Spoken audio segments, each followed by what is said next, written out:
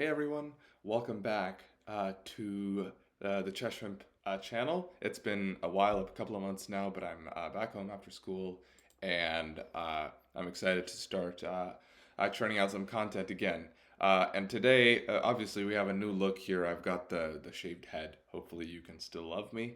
But today, we have an exceedingly amazing game. This is Bobby Fischer, one of the greatest, if not the greatest, chess player of all time, world chess champion in the 20th century, and single-handedly fought against and defeated many times the Soviet chess machine in the 20th century.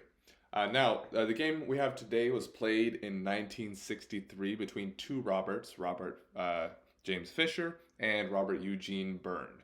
Now, Robert Byrne was about a 2,500 rated player at this time, maybe like between 2,430 and 2,500. I couldn't exactly find the rating in chess.com. But yeah, he was a very strong grandmaster, but not the top of the top at this time.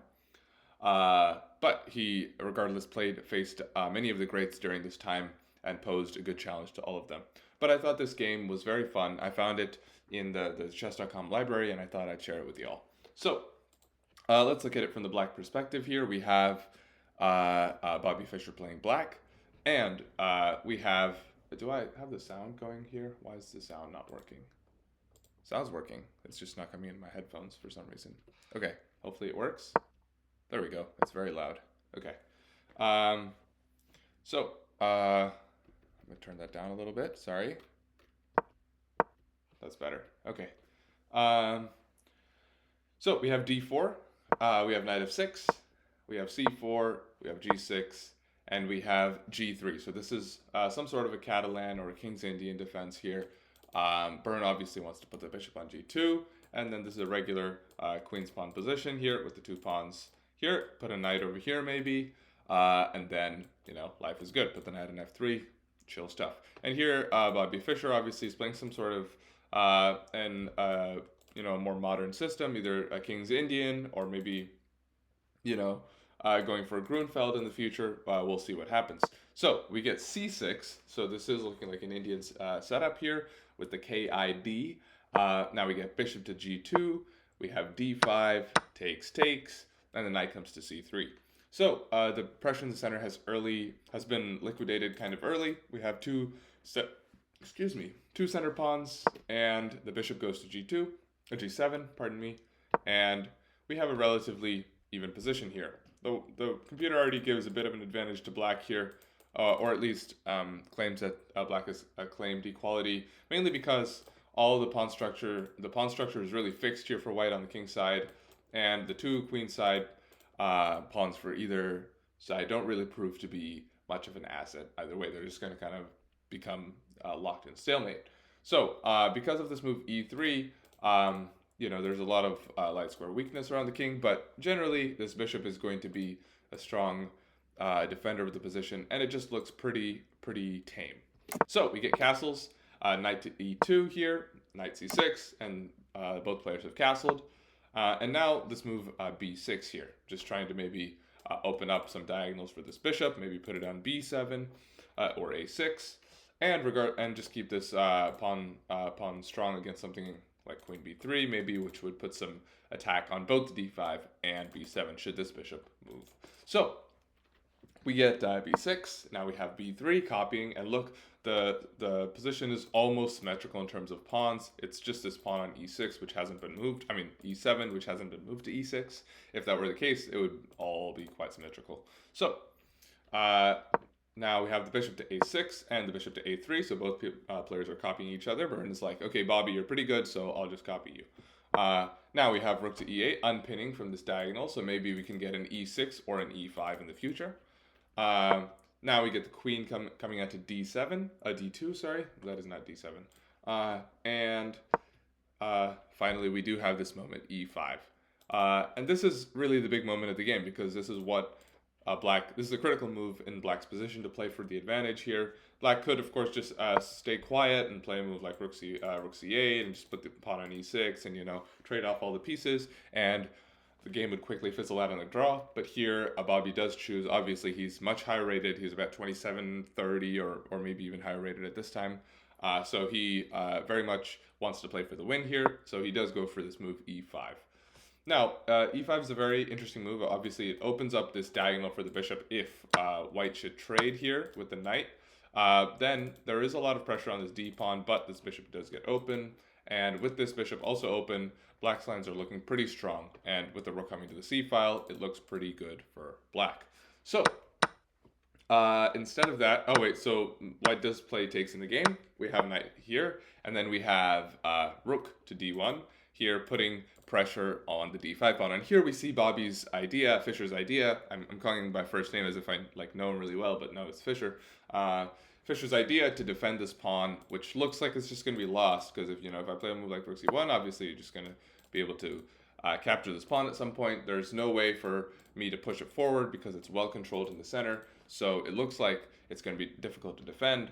However, here Bobby plays this move, knight to d3, and we can suddenly see that this knight is actually able to gallop into white's position and make it very difficult for white to get rid of, actually, because there's no way to disconnect this defense of the knight from the bishop.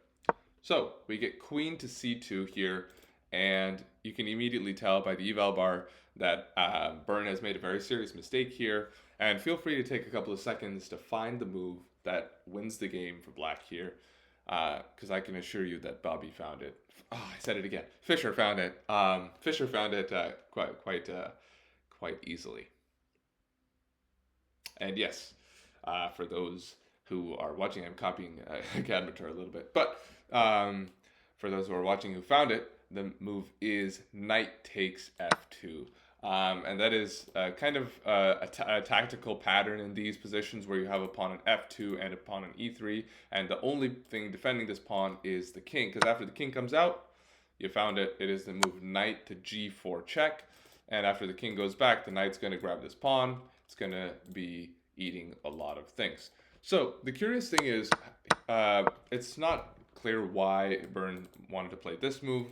There are a number of other moves. If I just turn on the lines here for a moment for us, the move I was considering for white when I saw this position was a move like knight f4, which is actually the top suggestion of the computer here, because now you can't play anything like a knight here because there's no king takes f2. Obviously, king here would still lead to this, or some, actually, what's d4 apparently is even stronger for white now. However, something as simple as queen takes f2 just solves all the problems, because there's no longer any threats from black, and white is simply up a piece. However, I don't know why, and obviously if you trade, it's totally fine here. In gf4, you have a nice solid position, and this g file is open, but it's only useful for white, because white's going to put a rook there, and maybe play f5 in the future, and it's all looking very good. So, I don't know why Byrne chose instead to play this move, queen to c2, but maybe he wanted to keep an, I don't know. I really don't have an explanation for this move. However, it does result in this. So now the king goes back and the knight jumps into e3. And here we have this position. Byrne has to move the queen to safety and decides to put it back on d2, which now it's just shuffled back and forth, and admitted that it made a mistake, and now white is completely losing. But here's a good question. What is the better move? I've ruined it, haven't I? What's the better move? To take the rook and get captured like this, or can you explain this move here from Fischer? Because instead of winning the exchange here, instead Fischer goes for this. Now he, after taking the bishop, trading off equal material, he pushes the pawn in the center of the board, which is completely undefended on that square. And Byrne says, okay, I'll take that pawn. It's a completely free pawn, but it's known as a clearance sacrifice, because now here comes the bishop with bishop to b7 check. The king now is forced to make a very bad decision. It can't go back into the corner. It can go there, it can go there, there, or there. And all of these are very airy squares. There's not a lot of defense to them. And there's a couple of interesting tactics lurking in the position. For example, if you go here, there might even be a case where you can play a move like bishop here, because think about it, like if this happens, there might be a situation where you can play a move like this, and if takes, then you lose the queen entirely, right? So there are tactics lurking like that. Of course, it's not forced in this case, but nonetheless, the ideas remain. So in this case, Byrne chooses to play king back to f1, and now after the simple move queen to d7, he actually just resigned the game here because queen to h3 is just unstoppable. There's no way to play queen g2, again, because of the bishop over here, and the king is cut off from escape by this rook. This bishop is coming into the game, and simply all of white's pieces are crowded on the wrong side of the board, and there's no way for them to get back into the game to defend the king. So I just thought that was a very cool game here to show the class and kind of speed and lightning quick pounce of Bobby Fischer with this move. Really, it all begins with this knight d3 idea. After Byrne just slightly inaccurately plays this move, rook to d1, immediately pouncing on it with knight d3, and then after this inexplicable move, queen c2, immediately, within 3 moves, there goes the advantage. And the game is gone. So yeah, that's the game. I hope you enjoyed it, and I hope you're glad to see me back. I'll be setting up a streaming schedule in the next couple of days. It won't be as much as I was doing in the winter, but it'll probably be about maybe 6 hours a week or something like that. But it'll be a good amount of time for us to get back into what we were doing.